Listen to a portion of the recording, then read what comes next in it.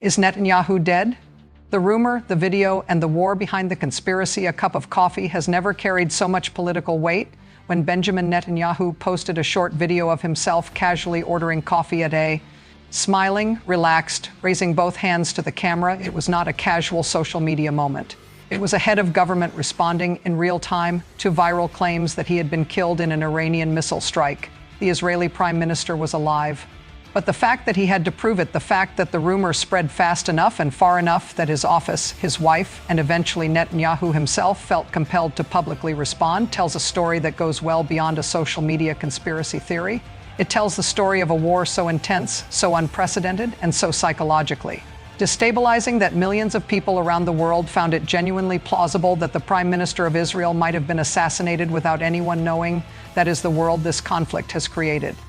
And that world is worth examining very carefully. How the rumor started, it began, as so many things do in 2026, with a video. On March 13th, Netanyahu's office released footage of the Prime Minister addressing the nation about the war with Iran, his first video appearance since the conflict had dramatically escalated. Weeks earlier, for most viewers, it was a routine wartime address from a leader updating his country on the state of hostilities.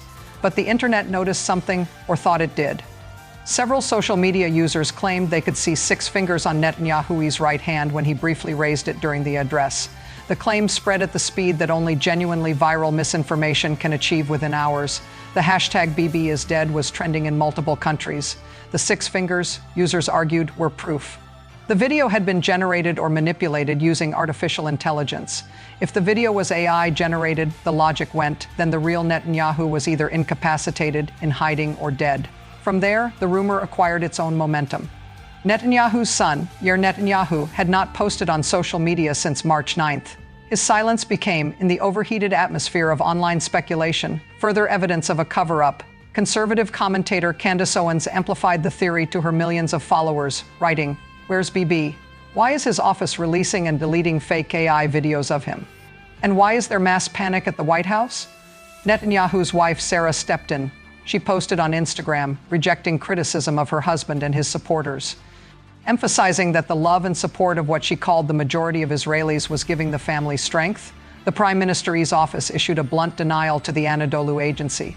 "These are fake news. The Prime Minister is fine." And then Netanyahu himself posted the video raising both hands, showing all 10 fingers, using a Hebrew idiom about being dead for coffee that in English roughly translates to loving something intensely. The joke was deliberate. The finger counting was deliberate. The casual setting was deliberate. Every element of the video was designed to visually, unmistakably refute the claim that he was dead, incapacitated, or digitally fabricated. Why people believed it here is the question that matters more than the rumor itself. Why did so many people find it believable? The answer lies not in the quality of the conspiracy theory, but in the quality of the conflict surrounding it. Iran claimed and partially verified through satellite imagery and independent analysis that it struck the Israeli government leadership compound in Jerusalem using hypersonic cluster missiles. Israel confirmed explosions. In the vicinity, emergency services were deployed. Security forces sealed the area. The strike was real, even if the full extent of its damage remains disputed. Netanyahu was notably absent from a high-profile Israeli military council meeting on March 14th, attended by Defense Minister Israel Katz, IDF Chief of Staff Herzi Halevi, and other senior security officials. The Prime Minister of a country at war was not present at a major war council meeting. That is, as any political observer will confirm, genuinely unusual. His last confirmed public appearance before the video had been on March 12th. Creating a 2-day window during which his whereabouts were unconfirmed and his public presence was zero. A real missile strike on a real government compound. A 2-day public absence. A son who had gone quiet on social media. A war in which Iran had explicitly stated its intention to target Israel's political leadership. A conflict generating so much genuine, verified, extraordinary information on a daily basis that the extraordinary had become the baseline for what people expected to hear next. In that context, the claim that Netanyahu might have been killed was not the product of irrational thinking. It was the product of a conflict so extreme that almost nothing seemed beyond the bounds of possibility anymore. That is what sustained, high-intensity warfare does to the information environment. It destroys the normal calibration between what is plausible and what is not. It creates conditions in which conspiracy theories and verified facts compete on nearly equal terms for public attention. Because the verified facts are already so extreme that the conspiracy theories do not require much additional suspension of disbelief, the rumor about Netanyahu was false. But the conditions that made it believable to millions of people are very real. What Netanyahu actually said beyond the conspiracy theory, the substance of Netanyahu's recent public statements deserves attention because what he said, stripped of the noise surrounding his reappearance, is among the most significant and far-reaching declarations any Israeli leader has made in decades. In his March 12th address, the one that inadvertently sparked the Six Fingers controversy, Netanyahu outlined the full scope of what Israel has accomplished and what it intends to accomplish next. He confirmed that Israel had struck Iran's missile arsenal and missile production facilities, describing the damage as comprehensive. He confirmed that Israel had struck Iran's nuclear program, including what he described as a fatal blow to senior Iranian scientists who had been leading the development of what he called atomic bombs meant to destroy Israel. Those scientists, he said, are gone. He confirmed the elimination of Supreme Leader Ali Khamenei, referring to him as the old tyrant alongside numerous high-ranking officials of the Iranian regime, and in a statement that will reverberate through diplomatic channels for months, he claimed that Israel had also eliminated the new one, a direct reference to Mojtaba. Khamenei, the recently appointed new supreme leader, whom Netanyahu described as a puppet of the Revolutionary Guards who cannot show his face in public, if that claim is accurate and it remains unverified and disputed. It would represent one of the most extraordinary events in the history of modern statecraft. The targeted killing of a sitting supreme leader of a major nation state, weeks after the killing of his father who held the same position. Netanyahu then went further still. He said Israel is now actively working toward creating the conditions for the Iranian people to overthrow the Islamic Republic, describing ongoing Israeli strikes as designed, in part, to give ordinary Iranians the leeway to come out into the streets. He addressed the Iranian people directly, telling them that the moment when they would be able to step onto a brand new path of true freedom is drawing closer. He positioned Israel not as a conqueror of Iran, but as a facilitator of Iranian liberation, framing the entire military campaign as a contribution to the Iranian people's right to self-determination. The power and the future are entirely in your own hands, he told Iranians. This is not the language of a military campaign with limited tactical objectives. This is the language of a leader who believes, or wants the world to believe, that he is fighting a transformative war, one aimed not at degrading a specific military capability or securing a negotiated settlement, but at fundamentally changing the political order of an entire country. Whether that ambition is realistic, whether it is achievable through military force, and whether the Iranian people will respond? As Netanyahu hopes, these are questions that analysts, historians, and policymakers will debate for years. But the ambition itself, stated publicly and explicitly by the Israeli Prime Minister during a live war, represents a declared objective of a scope that goes far beyond anything Israel has previously acknowledged. The deeper question: where is Netanyahu? The conspiracy theory was false. Netanyahu is alive. The video proved it. The fingers were 10, not 6. The rumor was debunked, but the underlying question, where is Netanyahu, and why has his public profile been so limited during the most significant military conflict in Israel's recent history, is not fully answered by a video. Leaders at war typically project maximum presence and reassurance. Churchill during the Blitz, Zelensky during the Russian invasion. Visibility is itself a form of leadership. It signals calm, continuity, and control to a population under existential pressure. Netanyahu's limited public appearances, his absence from the March 14th War Council meeting, and the significant gap between his confirmed public engagements are not explained by the conspiracy theory being false. They require a different explanation. The most likely ones involve security. Iran has explicitly stated its intention to target Israeli political leadership. Iran struck the government leadership compound in Jerusalem. Iranian intelligence, according to Iranian officials themselves, has been tracking senior Israeli leadership activity. Under those circumstances, maintaining strict operational security around the Prime Minister's movements and limiting predictable public appearances is not a cover-up. It is basic protective protocol. But in the age of social media, where absence becomes evidence and silence becomes suspicion, even legitimate security measures generate the kind of information vacuum that conspiracy theories rush to fill. The Israeli government's response: denials, wife's Instagram post, son's silence, and eventually a deliberately casual video suggests they were caught slightly off balance by the speed and scale of the online speculation. The video was effective, but it was reactive. And in a conflict this intense, with an information environment this volatile, being reactive on questions of leadership visibility is a vulnerability that adversaries can exploit. Information as a weapon. There is one more dimension to this story that deserves to be named directly. In modern warfare, the information environment is not a side effect of the conflict. It is part of the conflict, shaping what populations believe about what is happening, creating uncertainty, eroding confidence. Generating doubt about the survival of leadership is a deliberate strategic objective, not an accidental byproduct of social media chaos. Iran has every reason to benefit from a credible rumor that Netanyahu has been killed. It signals to its own population and two regional allies that the Iranian military is inflicting real costs on Israel's leadership. It destabilizes Israeli domestic opinion during a period when public morale is a critical factor in sustaining the war effort. It creates pressure on Netanyahu's government from inside Israel, questions about leadership, visibility, and decision-making at the highest levels. Whether Iran deliberately seeded the Six Fingers rumor is unknowable from the outside. It almost certainly spread organically, amplified by the genuine ambiguity of Netanyahu's limited public appearances and the extreme atmosphere of the conflict. But the effect days of global speculation about whether the Israeli prime minister was alive, culminating in Netanyahu himself being forced to record a video to prove his existence, served Iranian strategic interests regardless of how it started. This is the information warfare dimension of a conflict that is already being fought with hypersonic missiles, drone swarms, naval mines, and proxy forces across multiple countries simultaneously. The battlefield is not just physical.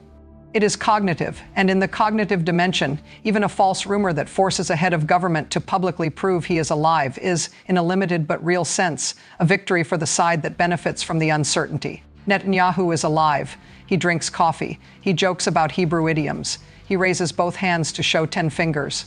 But the fact that he had to the fact that a war has become so intense, so psychologically overwhelming, and so saturated with extraordinary real events that millions of people genuinely believed, he might be dead, that is itself a measure of how far this conflict has already come, and a warning about how far it may still go.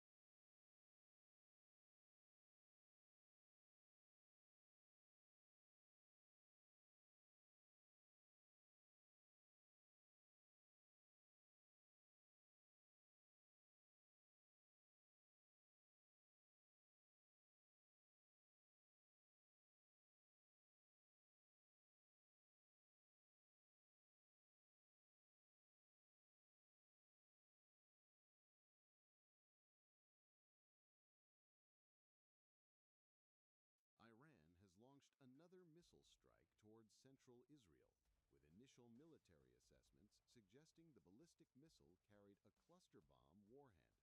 The attack triggered air raid sirens across multiple cities in central Israel late in the evening. Viral videos circulating online appeared to show a massive fire following the missile impact. Footage shared on social media captured flames and smoke rising from an area shortly after the strike, though the videos have not been independently verified. According to preliminary assessments based on footage and impact patterns, the missile may have carried a cluster munition warhead. Such warheads disperse multiple smaller sub-munitions over a wide area, increasing the spread of damage. Iran has launched another missile strike towards central Israel, with initial military assessments suggesting the ballistic missile carried a cluster bomb warhead. The attack triggered air raid sirens across multiple cities in central Israel late in the evening. Viral videos circulating online appeared to show a massive fire following the missile impact. Footage shared on social media captured flames and smoke rising from an area shortly after the strike, though the videos have not been independently verified.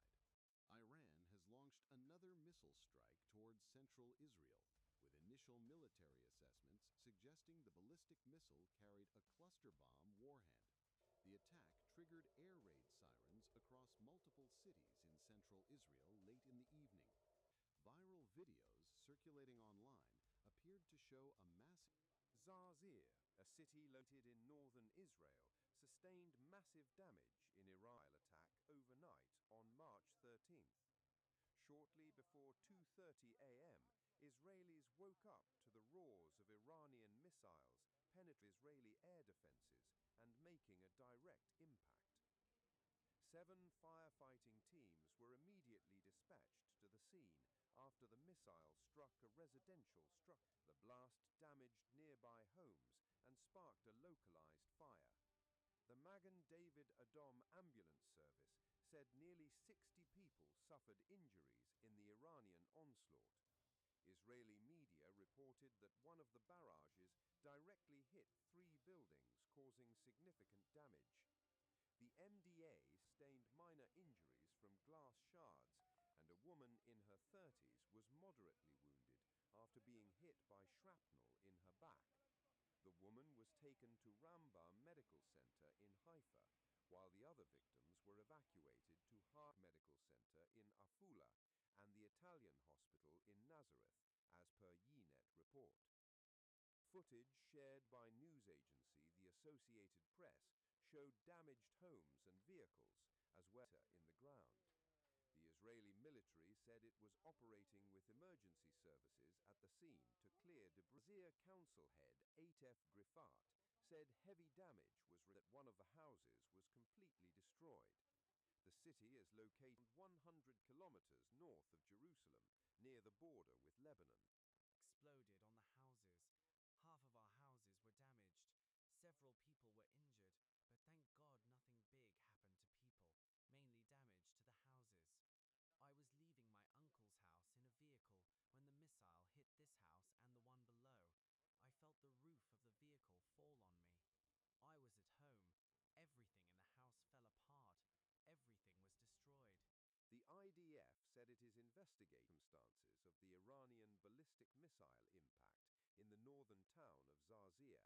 Said the Home Front Command Forces, both regular and reserve, are operating in coordination with emergency organization assessment in collaboration with emergency and rescue bodies, with the aim of securing the.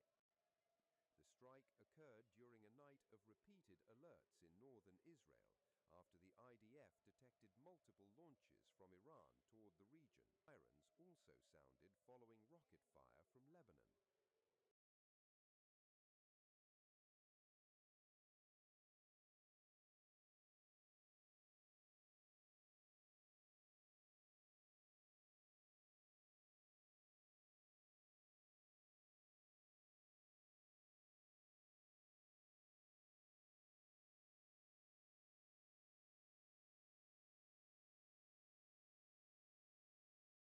Israel launched wave of extensive massive strikes on Tehran. This comes as in Tehran and Karaj. The IDF said several daily airstrikes in Tehran, Shiraz, and Ahvaz on March 12th, Iranian military sites, including a subterranean ballistic missile storage site. Dramatic escalation in the Middle East conflict as Iran unleashes wave after wave of missiles in a massive coordinated strike. Iran's Islamic Revolutionary Guard Corps has released footage it claims shows the 42nd wave of missile launches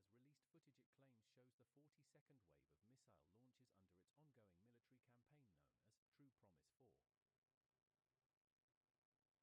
The video shows multiple ballistic missiles blasting into the night sky as chants of Allahu Akbar echo in the background. The exact location and date of the footage could not be independently verified. According to the IRGC, the barrage included several types of missiles, including Imad, Qadr, Kibar Shikan, and the advanced Fatah missile. Iranian officials also claim suicide drones were deployed alongside the ballistic missile strikes.